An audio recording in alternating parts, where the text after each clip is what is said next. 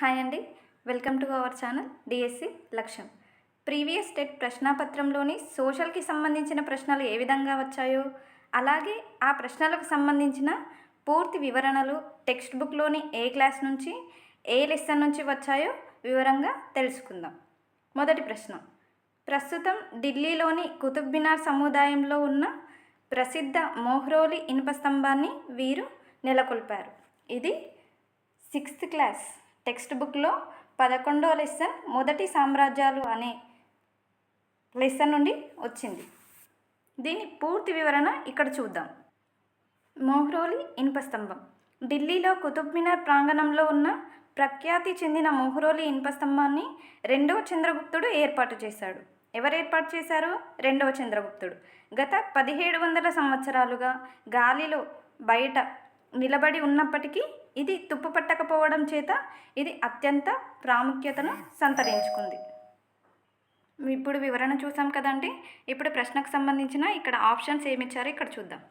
సముద్రగుప్తుడు, చంద్రగుప్తుడు 2, Iltutmish, Qutbuddin Aibak. Answer ఏంటి? 2వ చంద్రగుప్తుడు, చంద్రగుప్త 2. రెండవ ప్రశ్న, నైలు నది ఈ సరస్సు నుండి ఉద్భవిస్తుంది. ఈ ప్రశ్నకు సంబంధించిన వివరణ మనకు 7th క్లాస్లోని 6వ లెసన్లో ఆఫ్రికా అనే పాఠ్యభాగం నుండి ఉందండి. ఇందులో మనము పూర్తి వివరణ ఇక్కడ చూద్దాం. ఆఫ్రికాలోని సరస్సులన్నింటికంటే విక్టోరియా సరస్సు పెద్దది. ఇది ప్రపంచంలోని పరిశుభ్రమైన నీరు లభించే పెద్ద సరస్సులలో ఒకటి. నైలు నది ఈ సరస్సు నుంచి పుడుతుంది. ఏ సరస్సు నుంచి? విక్టోరియా సరస్సు నుంచి. ఇక్కడ ఆప్షన్స్ ఏమి ఇచ్చారో చూద్దాం. హ్యూరాన్ సరస్సు, విక్టోరియా సరస్సు, న్యాసా సరస్సు, సుపీరియర్ సరస్సు. ఆన్సర్ విక్టోరియా సరస్సు.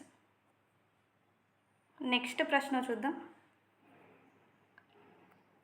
క్రీస్తు శకం 1764లో ఈ ఆర్కాట్ నవాబు ఫ్రెంచ్ కంపెనీతో పోరాడటానికి తన సైన్యాన్ని పంపాడు.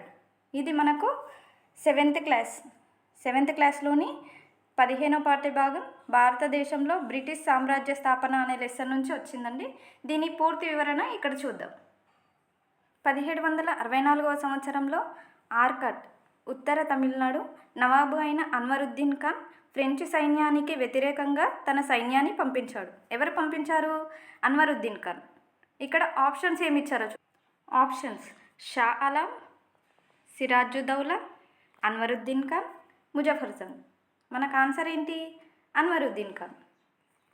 నెక్స్ట్ ప్రశ్న, ప్రసిద్ధి చెందిన మరియు సరసమైన ధరల్లో లభించే విశిష్టమైన టాన్ బ్రౌన్ లేత గోధుమ రంగు గ్రానైట్ నిక్షేపాలు ఈ జిల్లాలో ఉన్నాయి.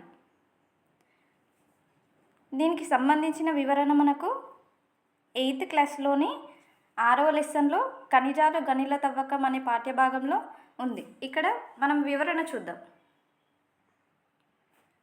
కరీంనగర్ జిల్లాలోని ప్రత్యేకత కలిగిన టాన్ బ్రౌన్ గ్రానైట్ నిల్వలు ఉన్నాయి. ఏ జిల్లాలో ఉన్నాయి? కరీంనగర్ జిల్లాలో. మనకి ఇక్కడ ఆప్షన్స్ ఏమి ఇచ్చారో చూద్దాం. ఆప్షన్స్: వికారాబాద్, ఖమ్మం, కరీంనగర్, నల్గొండ. ఆన్సర్ ఏంటి మనకు? కరీంనగర్. తర్వాత ప్రశ్న, అక్బర్ యొక్క రెవెన్యూ మంత్రి తొడర్మల్ అనుసరించిన రెవెన్యూ విధానం. ఇది మనకు ఏ లెసన్ అంటే 7th క్లాస్లోని 14వ లెసన్ మొఘల్ సామ్రాజ్యం నుండి ఇచ్చారండి. మొఘల్ పాలకులకు ప్రధాన ఆదాయ వనరు వ్యవసాయ ఉత్పత్తులపై వేసే పన్ను. అక్బర్ ఆర్థిక మంత్రి అయిన తొడర్మల్లు 1770-1780 సంవత్సరాల మధ్యలో ఏ ప్రాంతం ఎంతవరకు పంటలు పండించడానికి యోగ్యమైందో, ఏ ప్రాంతాల్లో ఏ పంటలు పండిస్తారో వాటి ధరల వంటి వాటి మీద జాగ్రత్తగా సర్వేలను చేయించాడు. దీని ఆధారంగా చేసుకొని ప్రతి పంటకు నగదు రూపంలో ఎంత పన్ను చెల్లించాలో నిర్ణయించాడు. ప్రతి ప్రాంతాన్ని రెవెన్యూ బ్లాక్లుగా నిర్ణయించి ప్రతి బ్లాకుకు ప్రత్యేక శిస్తు పట్టిక ఏర్పాటు చేసి కట్టవలసిన పన్నులు నిర్ణయించారు. ఈ రెవెన్యూ విధానాన్ని జప్తుగా వ్యవహరిస్తారు. ఇక్కడ మనకు ఆప్షన్ చూద్దామండి. జప్త్, ఇక్తా, బాగా, శుల్క. ఆన్సర్ ఏంటి? జప్త్. నెక్స్ట్ ప్రశ్న. డిసెంబర్ 2008 భారత రాష్ట్రపతి నుండి ఈ గ్రామం నిర్మల గ్రామ పురస్కారాన్ని పొందింది.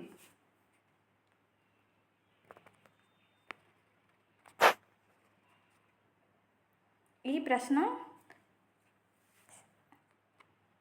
6వ తరగతి 13వ లెసన్ గ్రామ పంచాయతీలు అనే పాఠం నుంచి వచ్చిందండి. ఒకసారి వివరణ చూద్దాం. నిర్మల గ్రామ పురస్కార్ అవార్డును డిసెంబర్ 2008 రాష్ట్రపతి శ్రీ ప్రతిభా పాటిల్ చేతుల మీదుగా హజీపల్లి సర్పంచ్ జంగమ్మ తీసుకున్నారు. మన రాష్ట్రంలో వరంగల్ జిల్లాలోని గంగాదేవిపల్లి, కరీంనగర్ జిల్లాలోని రామచంద్రపురం, నిజామాబాద్ జిల్లాలోని అంకాపూర్ గ్రామాలు తమ గ్రామ పంచాయతీలను విజయవంతంగా నిర్వహిస్తున్నారు. అందుకు వీళ్ళకి నిర్మల గ్రామ పురస్కారం వచ్చింది. ఇక్కడ ఆప్షన్స్ చూద్దాం. గంగాదేవిపల్లి, హజీపుర, అంకాపూర్, రామచంద్రపురం. పైవన్నీ కరెక్టే అండి.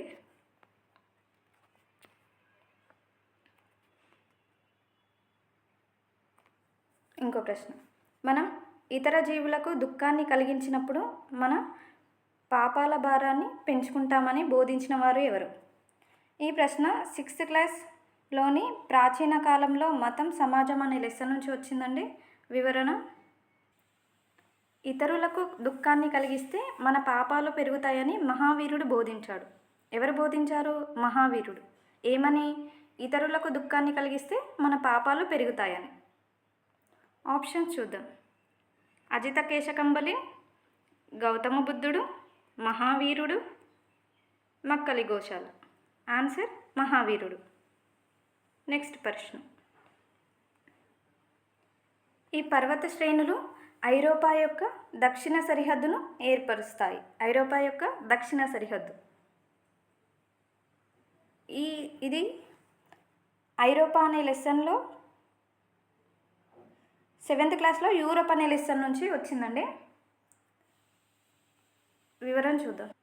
దక్షిణ యూరప్ ఖండం సరిహద్దులలో కాస్పియన్ సముద్రానికి, నల్ల సముద్రానికి మధ్య కాకసన్ పర్వతాలు ఉన్నాయి.